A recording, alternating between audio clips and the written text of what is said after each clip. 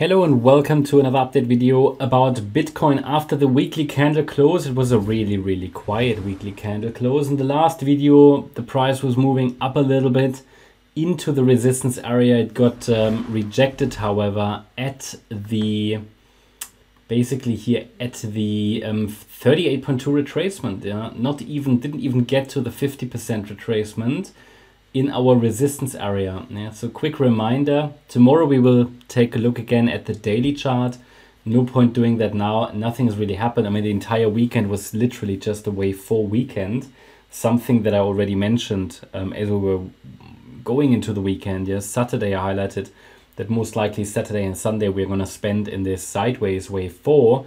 Maybe on Sunday we're going to see a little bit of action, given that we could see a little bit of volatility around the weekly candle close. But yeah, nothing. I mean, bear in mind this coming week, it started already depending on your time zone. This week, Fed interest rate decision, as far as I'm informed, but I will double check that.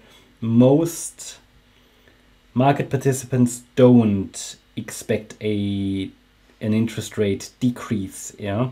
Yes, we've seen Canada's central bank reduce interest rates. Yes, we've seen the European Central Bank reduce interest rates. Will the Fed follow? Maybe, but maybe not yet. So we don't, but still, we might not see much action until we get the Fed interest rate decision. Did I say increase in the beginning?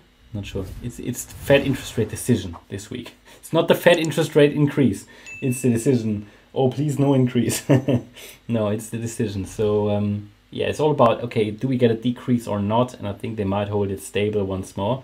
But that might change depending on what happens this week. Maybe there'll be a few announcements as we get closer to that decision. But yeah, Bitcoin is still below resistance. I mean, the idea is still, you know, we rallied here in this wave A of a third wave. I explained that in detail in the first video today. Tomorrow we're going to take a look at the daily chart again.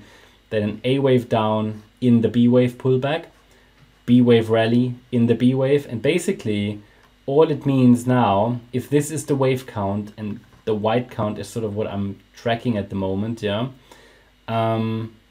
If this is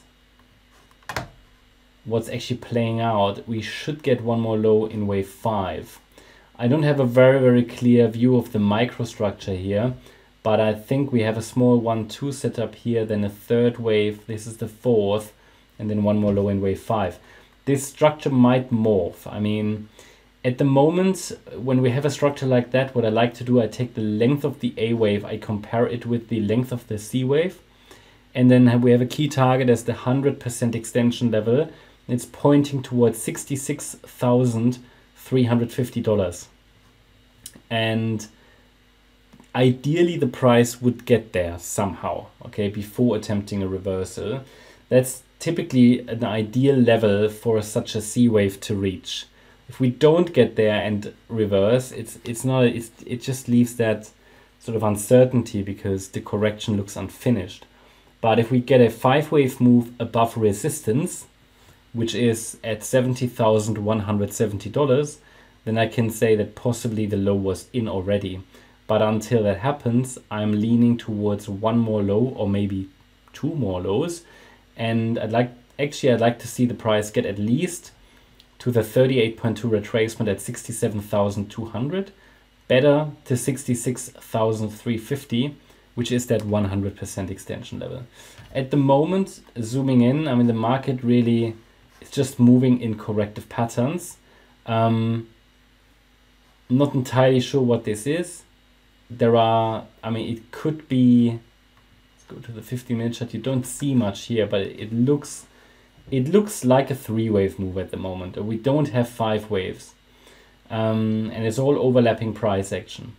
But if it forms, as I said, a rally or a break above resistance, then we can explore if the low is already in. For now, this is just speculative, and it's just been spending that sideways, you know, that move or that it spent time in the sideways range over the weekend, basically between the 23.6 fib level and the 38.2 retracement. here between 69,250 and 69,760, just sort of dancing in this Fibonacci range. Overall, what do we need for confirmation that we are starting the fifth wave down?